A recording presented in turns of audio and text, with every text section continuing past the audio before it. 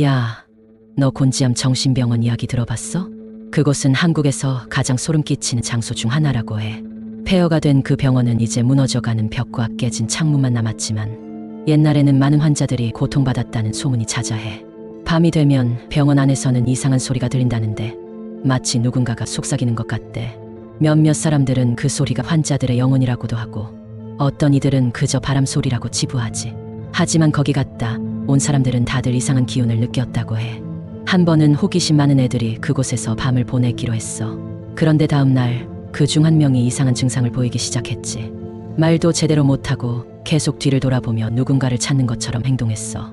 결국 그 애는 정신병원에 실제로 입원하게 됐다는 소문이야.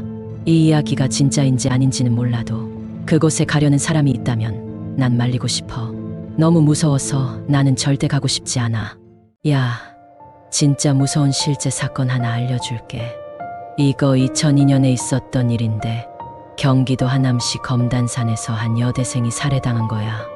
그 여대생은 법학을 전공하는 똑똑한 애였는데 어느 날 등산로에서 머리와 얼굴에 공기총을 맞고 죽은 채 발견됐어. 이 사건의 범인은 중견기업 회장 사모님이었어. 그 사모님은 자기 사위가 그 여대생하고 사귀는 줄 알고 청부업자를 통해 살인을 지시했지. 그 사모님은 결국 무기징역을 받았어. 근데 유방암 치료한다고 형집행정지를 받고 병원 특실에서 편하게 지냈다는 거야. 이 사실이 알려지고 나서 사람들이 엄청 분노했지. 이야기는 여기까지야. 실화라서 더 소름 끼치지 않아? 이런 일이 우리나라에서 진짜로 일어났다니까. 너도 조심해야 돼. 어디서 무슨 일이 벌어질지 몰라. 야, 이거 들어봤어? 1993년에 부산 구포역에서 열차가 전복되는 대형 사고가 있었어. 무궁화 호 열차가 탈선하고 말이야. 사람들이 얼마나 당황했겠어. 그날은 비까지 오락가락하던 날씨였고 기관사는 선로가 이상하다는 걸 눈치채고 비상제동을 걸었어. 그런데 이미 늦었어. 열차는 선로를 이탈하면서 옆으로 쓰러지고 말았지. 사고 현장은 아수라장이었어. 사람들은 비명을 지르고 구조대는 현장에 도착해서 사람들을 구하기 위해 안간힘을 썼어. 결국 78명이 목숨을 잃고 198명이 다쳤다니까. 원인은 뭐냐고? 한국전력공사가 발파 작업을 하면서 선로를 무너뜨린 거야. 그냥 기본적인 안전 수칙만 지켰어도 이런 일은 없었을 텐데 말이야. 이런 사고가 실제로 있었다니 정말 끔찍하지 않아? 야, 이거 알아? 1995년에 대구 상인동에서 있었던 가스 폭발 사고 말이야. 그날 아침 대구 백화점 상인점 지하에서 일하던 인부가 실수로 가스관을 건드렸어. 그러자 가스가 새어나와서 지하철 공사 현장으로 퍼져 폭발했지. 그 폭발이 얼마나 컸냐면 동네가 아수라장이 됐어. 차들은 뒤집히고 건물 유리는 산산조각 났어. 사람들은 패닉에 빠져서 뭐가 뭔지도 모르고 뛰어다녔어. 그 사고로 인해 많은 사람들이 다치고 몇몇은 목숨을 잃었어. 그 장면들이 TV에 생중계되면서 온 나라가 충격에 빠졌지. 그 사고로 대구는 한동안 마비되다시피 했어. 가스 폭발 사고가 얼마나 무서운지 그때 깨달았지. 이 사고 이후로 사람들은 가스 냄새만 맡아도 신경이 곤두서. 너도 가스 냄새 나면 바로 신고해야 해. 안전이 최우선이니까. 야, 너 강남역에서 일어났던 사건 알아? 2016년 5월 한 남성이 여성을 대상으로 무차별적인 공격을 가한 거야. 이 사건은 묻지마 살인으로 불리며 사회적으로 큰 파장을 일으켰지. 그날 밤 강남역 인근 화장실에서 한 여성이 끔찍한 폭력을 당했어. 가해자는 특정한 이유 없이 그녀를 선택했고 이 사건은 많은 사람들에게 두려움과 분노를 안겼어. 더 무서운 건 범인이 먼저 왔던 남성 6명은 그냥 보내고 30분 뒤 들어온 여성에 대해 범행을 저질렀던 거야.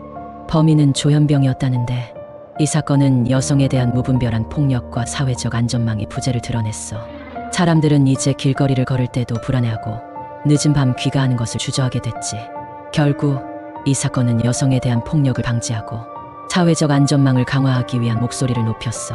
조심해. 너한테도 이런 일이 일어나지 말란 법은 없으니까. 야, 너 강릉 펜션 사건 들어봤어? 이거 진짜 소름 돋는 실화야. 2018년 겨울 강릉에서 친구들이 모여서 파티를 하다가 일어난 일인데 이게 뭐냐면 이 펜션에 일산화탄소 누출이 있었던 거야. 그날 밤 친구들은 재밌게 놀고 있었어. 근데 아침에 일어나 보니 아무도 움직이지 않는 거야. 결국 그중 3명이 그 자리에서 사망했고 나머지도 중독 증상으로 병원에 실려갔지. 이게 다 불완전 연소로 인한 일산화탄소 중독 때문이었어. 이 사건 이후로 사람들은 펜션 갈 때 일산화탄소 경보기 있는지 꼭 확인하게 됐어. 그리고 펜션 사장은 안전관리 소홀로 처벌받았지. 이 사건은 한국에서 일산화탄소 중독의 위험성을 크게 알린 계기가 됐어. 진짜 이런 사건들은 너무 안타깝고 무서운 거야. 우리 모두가 안전에 더 신경 쓰고 주의해야 할 필요가 있어. 너도 앞으로 펜션 갈 때는 조심해야 돼. 이런 일이 다시는 일어나지 않길 바라. 야, 대구 지하철 참사 기억나? 2003년 2월 18일. 대구에서 엄청난 불이 나서 많은 사람들이 죽었어. 지하철 2호선에서 불이 시작되었는데 한 놈이 불을 지른 거야. 그날 아침 사람들이 출근하고 학교 가는데 갑자기 지옥이 따로 없었지. 불길이 엄청나게 번져서 지하철 안에 있던 사람들은 탈출도 못하고 그대로. 그 놈은 정신병력이 있었다며? 그래서 불을 지른 거라고.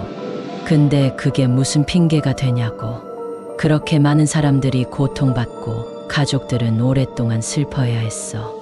이 사건으로 인해 대구는 큰 상처를 받았고 우리나라 안전 불감증에 대한 경종을 울렸지. 야, 이거 진짜 무서운 얘기야. 2023년 여름 서울 서현역 근처에서 벌어진 일이야. 한 남자가 차를 몰고 인도로 돌진한 다음 사람들에게 흉기를 휘둘러 2명이 그 자리에서 죽었다고. 그날 서현역은 평화롭던 일상이 순식간에 공포로 바뀌었어. 최원종이라는 남자가 AK 플라자 앞에서 차를 멈추고 갑자기 흉기를 꺼내 사람들을 향해 휘두르기 시작했어. 그는 무차별적으로 사람들을 공격했고 결국 2명이 사망하고 여러 명이 부상을 입었지. 이 사건은 묻지마 살인이라고 불리며 사람들 사이에 큰 충격과 공포를 주었어. 이후로 사람들은 길을 걸을 때 음악도 못 듣겠다며 작은 소리에도 깜짝 놀라는 거야. 이 사건은 그냥 지나가는 사람을 대상으로 한 무차별적인 공격이었기 때문에 더욱 무서웠던 거야. 이야기는 여기까지야. 이런 일이 다시는 일어나지 않길 바라며 희생자들의 명복을 빌어. 너 서울 안매장 살인사건 알아? 1997년 겨울 서울에서 한 여성이 실종됐어. 당시엔 그냥 가출한 줄 알았지. 하지만 24년이 지난 후 그녀가 남자친구에게 살해당하고 안매장된 사실이 드러났어. 이 사건은 한 형사의 끈질긴 추적 덕분에 밝혀졌어. 2019년 한 제보자가 과거 살인에 가담했다는 이야기를 털어놓은 거야. 그 형사는 1년 9개월간 수사를 이어가며 살인 용의자를 찾아내고 자백을 받아냈지. 그 여성의 이름은 24년이 지난 후에도 명확히 기억되고 있었어. 그 충격 때문이겠지. 형사는 신원 조회부터 시작해서 결국 피해 여성을 찾아냈어. 하지만 이제 시작일 뿐 살인 용의자를 잡아도 공소시효가 지나 처벌할 수 없었어. 게다가 안매장된 곳은 시간이 너무 지나 시신도 찾을 수 없었지. 지금도 그 남자친구는 법의 처벌도 받지 않은 채 우리 주변에서 일상을 보내고 있을 거야. 꼭 지옥에 떨어지길. 너 이 사건 알아? 1982년 4월 26일 경남 의령군의 작은 마을에서 끔찍한 사건이 벌어졌어.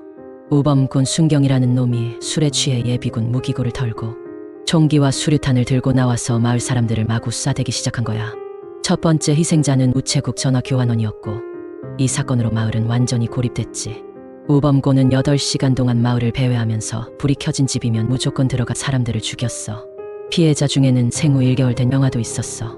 결국 주민의 신고로 경찰이 출동했지만 우범고는 이미 자취를 감춘 후였고 다음날 외딴 농가에서 자폭해버렸어. 이 사건은 당시 우범곤이 내연의 처와 다투고 직장 내에서 좌천되는 등 평소의 불만이 한꺼번에 터져나온 우발적인 범행으로 결론 지어졌지. 총 56명이 사망하고 34명이 부상을 입는 대참사였어. 이 새끼는 지옥에서 계속 고통받아야 되는데. 야, 이거 들었어? 인터넷에서 시작된 갈등이 살인으로 끝난 사건이 있었대. 부산 해운대구의 한 아파트에서 일어난 일이야. 여자가 계단 내려오다가 갑자기 남자한테 칼 맞고 쓰러졌어. 그 남자 광주에서 버스 타고 와서 그 짓을 했다니까. 그들은 원래 같은 커뮤니티에서 정치 토론하던 사이였어. 근데 어느 순간부터 서로 의견 충돌이 심해지더니 인터넷에서 시작된 싸움이 현실로 튀어나온 거야. 남자는 여자가 호남을 비하하고 전 대통령을 욕했다며 그래서 죽였다고 해. 이게 말이 돼? 이 사건으로 사람들은 인터넷 갈등이 얼마나 무서운지 깨달았어. 너도 조심해야 해. 인터넷에서 무슨 일이 일어날지 모르니까.